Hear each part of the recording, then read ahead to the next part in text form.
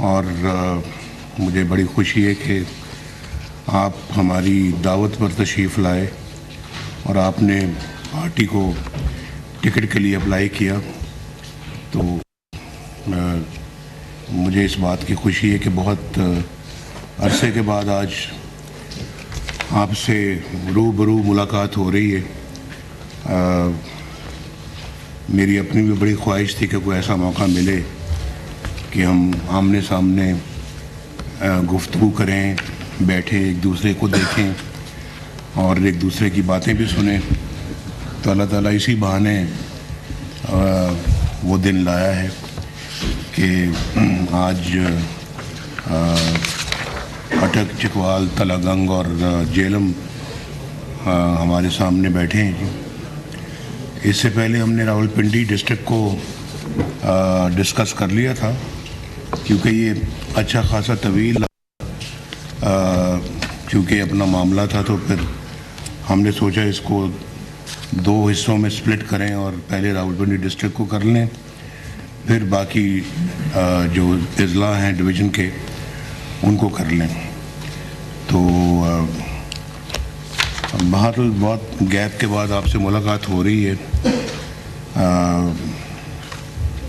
हम नज़रों से ओझल रहे हैं लेकिन दिल के बहुत करीब रहे हैं और मैं भी बहुत आपके बारे में भी, मुल्क के बारे में भी सोचता रहा।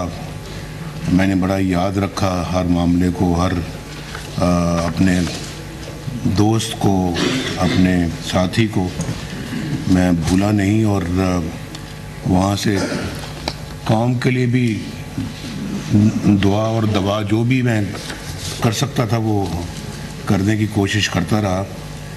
तो अल्लाह ताला से आज भी दुआ है कि अल्लाह ताला इस कौम को मुश्किलों से बाहर निकाले और हम सब के लिए और पाकिस्तान के 25 करोड़ अवाम के लिए आसानी वाली ज़िंदगी अता फरमाए। और बड़ा मुश्किल दौर देखा है इस कौम ने पिछले 4 सालों में। इससे पहले वाक़अतन 2017 तक, जब तक कि मैं मुल्क का वज़ीर आज़म था, अल्हम्दुलिल्लाह मैं अल्लाह ताला का बहुत शुक्र अदा करता हूँ कि एक बड़ा अच्छा दौर था और तरक्की अरूज पे थी। मुल्क के अंदर कोई मुआशी, इक़्तिसादी, मुआशरती या समाजी किसी किस्म का कोई मसला नहीं था और हर लिहाज से पाकिस्तान के अंदर मुआशरा भी अच्छी तरह से आगे बढ़ रहा था, फल फूल रहा था, इक़्तिसादी तरक्की भी हो रही थी और जो इकनॉमिक इंडिकेटर्स हैं हमारे वो भी बहुत अच्छे चल रहे थे। दुनिया भी देख रही थी और दुनिया भी इस बात का एतराफ़ कर रही थी कि पाकिस्तान तरक्की की रफ्तार में अब बहुत आगे है और आइंदा चंद सालों में ये न सिर्फ खित्ते की बल्कि इस दुनिया में इंशाअल्लाह एक बहुत बड़ा मुकाम हासिल करेगी। तो वो पता नहीं एक ख्वाब था जो अधूरा रह गया, उस ख्वाब को पूरा होना चाहिए था, लेकिन कुछ ऐसे अवामिल बीच में आ गए, ऐसे किरदार बीच में आ गए जिन्होंने अच्छे भले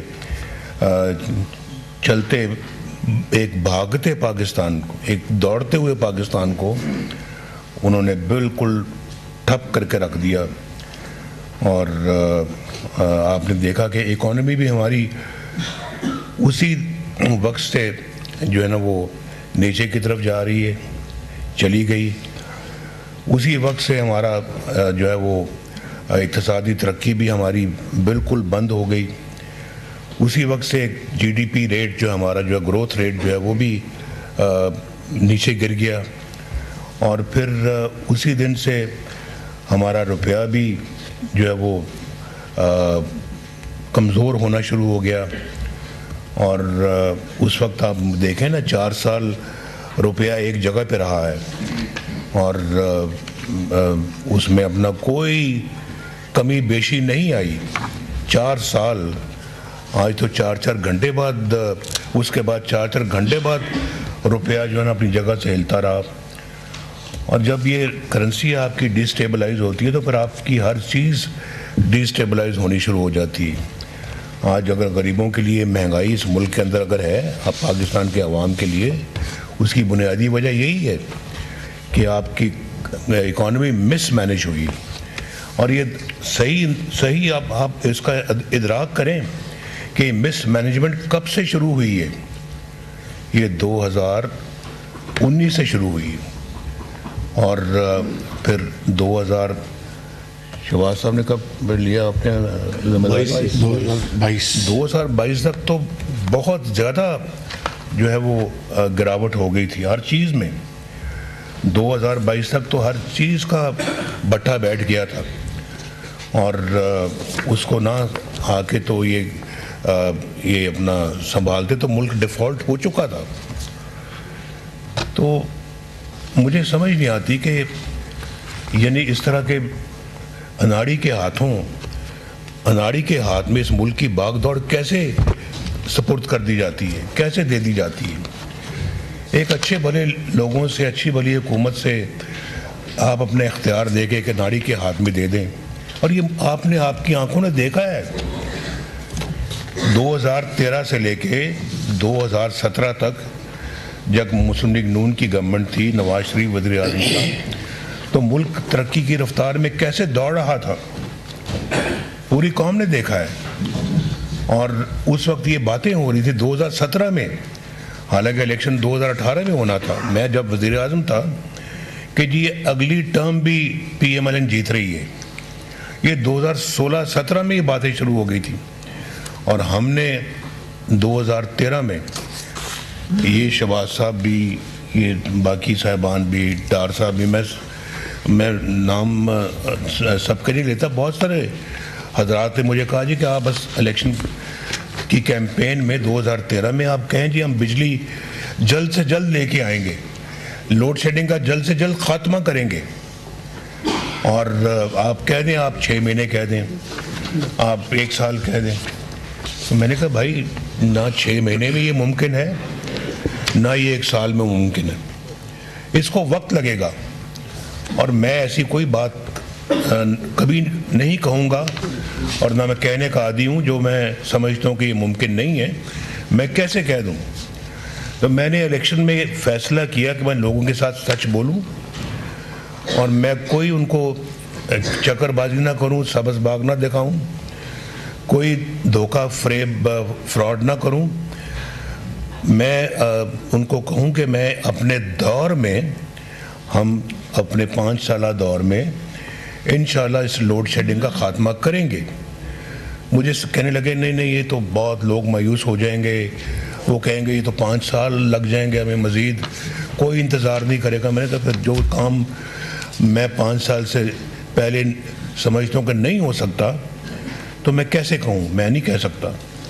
मेरी अपनी भी कोई क्रेडिबिलिटी है, क्रेडिबिलिटी का सवाल है, तो इन्हीं चीज़ों से क्रेडिबिलिटी बनती भी है और बिगड़ती भी है। तो मैं ऐसा कोई बात या कोई ऐसा कोई काम नहीं करूँगा जिससे क्रेडिबिलिटी हमारी जो है ना वो ख़त्म होकर रह जाए या स्टेक पे आए।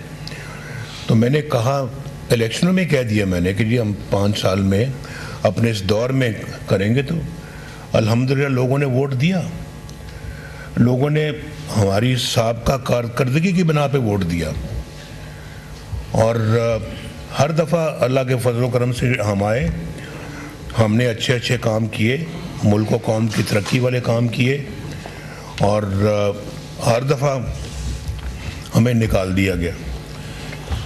क्यों निकाल दिया गया? कम से कम मुझे पता लगना चाहिए कि 1993 में क्यों निकाला गया, मुझे पता लगना चाहिए कि 1999 में क्यों निकाला गया, कि हमने जो है वो मामलात को सही तरह संभाला और हमने अपना कहा कि हम ये कारगिल में लड़ाई नहीं होनी चाहिए थी इसलिए निकाल दिया, इसलिए निकाला है। हम सही थे, आज वक्त साबित कर रहा है कि हम सही थे, हमने सही काम किया था, वो फैसला भी हमारा सही था और हम अपना मुल्क के लिए जब मुल्क की बात आती है तो पाकिस्तान की सलामती की बात आती है, पाकिस्तान की इज्जत की बात आती है, वक़ार को बुलंद करने की बात आती है, हम पीछे नहीं हटते। हमने आगे बढ़ के एटमी धमाके भी किए, चाहे वो दुनिया को पसंद आए या नहीं आए, लेकिन पाकिस्तान तो अल्लाह के फजल करम से मजबूत हो गया और महफूज हो गया। आज किसी की जुर्रत नहीं है कि वो खुदा ना खास्ता आपके ऊपर चढ़ दौड़े या आपको मैली आंख से देखे। तो हमने हर फ्रंट में अपनी खिदमत की अंजाम दी है, चाहे वो इक़्तिसादी है, चाहे वो मुआशी है, चाहे वो दिफाई है, और चाहे वो हमारी फॉरेन अफेयर्स है। हमारे दौर में इंडिया के 2 वज़ीर आज़म यहाँ पाकिस्तान तशरीफ़ लाए, मोदी साहब और वाजपेयी साहब। इससे पहले कब कभी कोई आया था? पता लगना चाहिए कि कब कभी कोई आया था। ये भी एक सिर्फ इक़्तिसादी और जो मुआशी तरक्की की बात नहीं होती, हर शोबे में आपको कारकर्दगी दिखानी पड़ती है और दिखानी चाहिए। और ये कैसे मुमकिन है कि आपके जो है वो हमसाए तो आपसे नाराज़ हों या आप उनसे नाराज़ हों, और उस नाराज़गी के अंदर आप रह के तो आप दुनिया में कोई मकाम हासिल करें। आप अपने मामलात को हमें इंडिया के साथ भी ठीक करना है, अपने मामलात को हमने अफ़गानिस्तान के साथ भी ठीक करना है, हमने अपने मामलात को ईरान के साथ भी मजबूत करना है, हमने अपने मामलात को जो है वो चाइना के साथ और ज़्यादा बेहतर करना है और मजबूत करना है।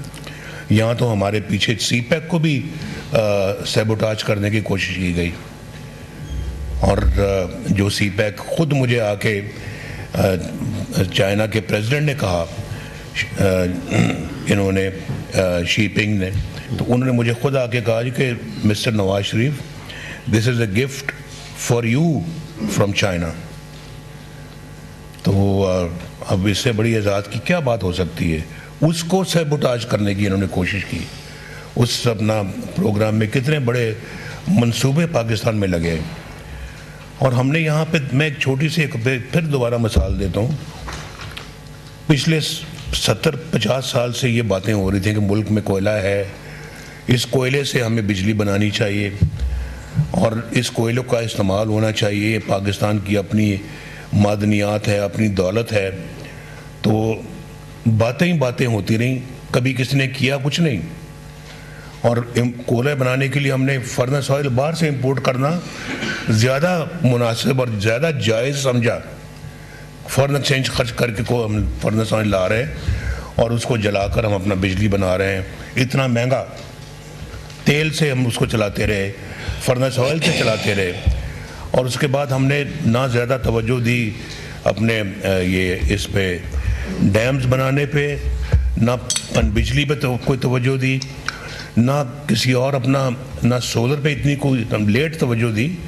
और वो भी हमारे ज़माने में शहबाज साहब ने यहाँ पे जो ना वो बड़ा अच्छा एक बहावलपुर में लगाया मंसूबा, कायद-ए-आज़म सोलर पार्क। जी, कायद-ए-आज़म सोलर पार्क जी। तो वो अपना वो लगाया, और उसके बाद फिर हमने कहा कोयले की बात बड़ी होती है, लेकिन हम आज तक कभी किया किसी ने कुछ नहीं। तो हमने अपने ज़माने में उस कोयले की कान को खोदा, उसमें से कोयला निकाला, एक तो वो मंसूबा लगाया हमने, ऊपर से फिर बिजली का मंसूबा वहाँ लगाया, जो आज चल रहे हैं मंसूबे। आज बिजली प्रोड्यूस कर रहे हैं वो पाकिस्तान के लिए, और वहाँ वो प्रोजेक्ट लगने चाहिए। वो हमारा अपना रॉ मटेरियल है, वहाँ पर कोई फर्नेस ऑयल की ज़रूरत नहीं है, किसी तेल गैस पेट्रोल की ज़रूरत नहीं है, वो वहाँ कोयले से चलता है। उससे ज़्यादा सस्ती बिजली और कहाँ प्रोड्यूस हो सकती है? तो हमें यहाँ पे पाकिस्तान में बिजली का एक बहुत बड़ा मसला है। हमने पहले लोड शेडिंग का मसला था, अब इमरान खान की गवर्नमेंट ने हमारे लिए एक बिजली की कीमतों का मसला भी पैदा कर दिया है, और अब उसकी कीमतें किस तरह से एक मुनासिब सतह पर लाई जाएं, ये भी एक बहुत बड़ा मसला है। और होना भी चाहिए। इसलिए होना चाहिए कि हमें गरीब अवाम के दुखों का दर्द हम महसूस करते हैं, उनको क्या तकालीफ हैं हमें उसका एहसास है, और एहसास करना चाहिए कि किस तरह से अपनी ज़िंदगी गुजारते हैं। आज एक थोड़ा बहुत बिजली इस्तेमाल करने वाला जो एक कुंबा जो है वो सारी तनख्वाह अपने बिजली के बिल पे लगा देता है या लग जाती है, उसके बस में नहीं है। बाकी कैसे गुजारा करता है ये आप वो जाने या उसके बाल बच्चे जाने, हमें उसका कोई एहसास नहीं है, इदराक नहीं है। हमने उन लोगों का सोचना है। इसलिए मैंने कल ये भी कहा था कि आप लोग बैठे हैं, हम लोग यहाँ पे बैठे हैं, हम टिकट्स की बात कर रहे हैं और यही ख्वाहिश होती है कि टिकट मिले, इलेक्शन लड़ें, हलके में एक हमारा मकाम बने, इलाके में हमारा एक मकाम बने, हमें ओहदा मिले, हमारी इज़्ज़त होनी चाहिए। और हुक्मरान भी जो है ना वो फिर अपने मुख्तलिफ़ ओहदों पे आके तो मुल्की वसाइल इस्तेमाल करते हैं, बड़ी बड़ी गाड़ियों में बैठते हैं और जहाज़ों में बैठते हैं। भाई ये सब चीज़ें जो ना ये बात की बातें हैं। पहला हमारा जो है वो मकसद और जो सियासत में आने का वो ये होना चाहिए कि हम आके अपने मुल्क के, अपने अवाम के मसाइल हल करें, इस मुल्क से गुर्बत दूर करें, इस मुल्क से बेरोज़गारी दूर करें, इस मुल्क से जहालत दूर करें, पसमानदगी दूर करें। ये हमारा सबसे पहला हदफ होना चाहिए। बाद में अपने ज़ाती जो है वो वक़ार और अपनी ज़ाती इज़्ज़त की बात होनी चाहिए। वो भी अल्लाह जिसको नसीब करता है उसको मिलती है, वरना नहीं मिलती। तो ये मकसद ये होना चाहिए। अगर आज हम बैठे हुए हैं, ये बातें कर रहे हैं सियासत की और टिकट्स की, और पार्लियामेंट्री बोर्ड के मेंबर बैठे हैं, आपने पार्लियामेंट के लिए टिकट अप्लाई किया हुआ है, तो पर आपके और हमारे दरमियान ये एक मुआहदा होना चाहिए कि हम इसलिए टिकट हासिल कर रहे हैं और हम इसलिए टिकट दे रहे हैं और आप हासिल कर रहे हैं कि हमने इस मुल्क की खिदमत करनी है और इस मुल्क को असली जगह पे पहुंचाना है। हम बहुत पीछे रह गए हैं, बेहद पीछे रह गए हम। अपने दुनिया के ममालिक से, अपने इर्द गिर्द के ममालिक से हमें शर्म आती है आज, वो कहाँ जा रहे हैं और हम कहाँ हैं। ये बड़ी सोचने वाली बात है। एक एक फ़र्द को, चाहे उधर बैठे हैं चाहे इधर बैठे हैं, सबको सोचना चाहिए और सिर्फ टिकट देने का और टिकट लेने का शौक़ नहीं होना चाहिए। ये सोचना चाहिए कि हम, ये मुल्क का हाल क्या हो गया है, और फिर जिन्होंने इस मुल्क को यहाँ तक पहुँचाया है उनका भी मुहासबा होना चाहिए। पूछ होनी चाहिए कि भाई आपने इस मुल्क के साथ ये सलूक किया कैसे है, क्यों किया आपने पाकिस्तान के साथ ये सलूक, जिसका तसव्वुर कोई मुहिब्बे वतन पाकिस्तानी नहीं कर सकता, कभी भी नहीं कर सकता। ये हमारा मुल्क है, हमारे बच्चों नस्लों ने यहाँ पे रहना है इंशाअल्लाह। तो कम से कम हम एक उनके लिए कम से कम अच्छा मुल्क तो छोड़ के जाएं। ये सोचने वाली बातें हैं। ये आप ज़रूर जाएंगे घर, सोचें इस पे, और जब तक आप इलेक्शन लड़ते हैं ज़रूर रोज़ सोने से पहले इस पे 5 मिनट गौर किया करें जो मैं बात कर रहा हूँ जी। फिर आप इस जज्बे के साथ अगर आएंगे ना, टिकट भी मिला होगा आपको, इलेक्शन लड़ेंगे, कामयाब होंगे, अल्लाह ताला आपके हर काम में बरकत डालेगा, हर कदम पे अल्लाह ताला आपको नवाजेगा। तो ये इंशाअल्लाह ये रास्ता यही है मुल्क को ठीक करने का, और कोई रास्ता नहीं।